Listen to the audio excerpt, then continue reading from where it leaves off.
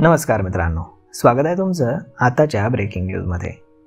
मित्रांनो, वन्यजीव अभयारण्यामध्ये पावसामुळे निसरड्या झालेल्या वाटांवरती होणाऱ्या अपघातांचा धोका लक्षात घेऊन वन्यजीव विभागामार्फत सदर निसर्ग वाटा या 30 सप्टेंबरपर्यंत पर्यटनासाठी बंद करण्यात आल्याची माहिती भीमाशंकर अभयारण्य क्रमांक 1 चे वन परिक्षेत्र अधिकारी वसंत चव्हाण यांनी दिली। भीमाशंकर अभयारण्य परिसरामध्ये 12 ज्योतिर्लिंगांपैकी पुणे जिल्ह्यातील एकमेव असणारं श्री क्षेत्र भीमाशंकर येथे पवित्र शिवलिंगाचं दर्शन आणि सह्याद्रीच्या पर्वत रांगांमध्ये असलेले धबधबे, पाऊस, धुकं यांचा वर्षा ऋतूमध्ये देवदर्शन आणि पर्यटनाचा दोन्ही आनंद घेण्यासाठी भाविक आणि पर्यटक मोठ्या प्रमाणामध्ये भीमाशंकरला येत असतात। मात्र यावर्षी वनपरिक्षेत्र भीमाशंकर अभयारण्य 1 आणि 2 यामधील भीमाशंकरमधील धबधब्यातील कुंडांमध्ये पाण्याचा प्रवाह आणि खोलीचा अंदाज न आल्यानं अपघातांचं प्रमाण वाढण्याची शक्यता लक्षात घेऊन वनपरिक्षेत्र अधिकारी भीमाशंकर वन्यजीव अभयारण्य 1 आणि 2 यांच्या वतीनं या धबधब्यांकडे जाणारे सर्व रस्ते आणि प्रायवाटा या निषिद्ध करण्यात आल्या।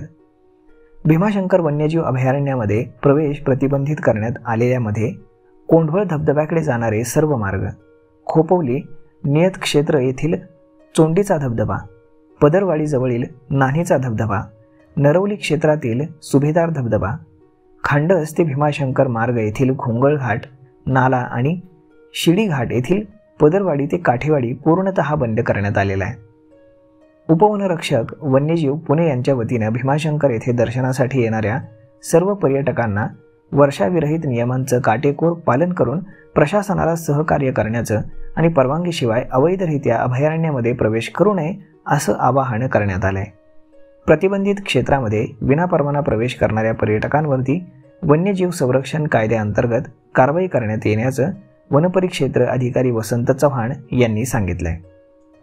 त्यामुळे मित्रांनो, आता भीमाशंकर हे पर्यटनासाठी 2 महिन्यांसाठी बंद करण्यात आले।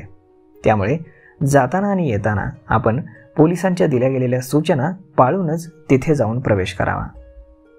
तर मग मित्रांनो, हा व्हिडिओ, ही माहिती तुम्हाला कशी वाटली हे तुम्ही आम्हाला कमेंट करून सांगायला अजिबात विसरू नका। आपण भेटूयात पुढच्या एका नवीन व्हिडिओमध्ये। तोपर्यंत धन्यवाद।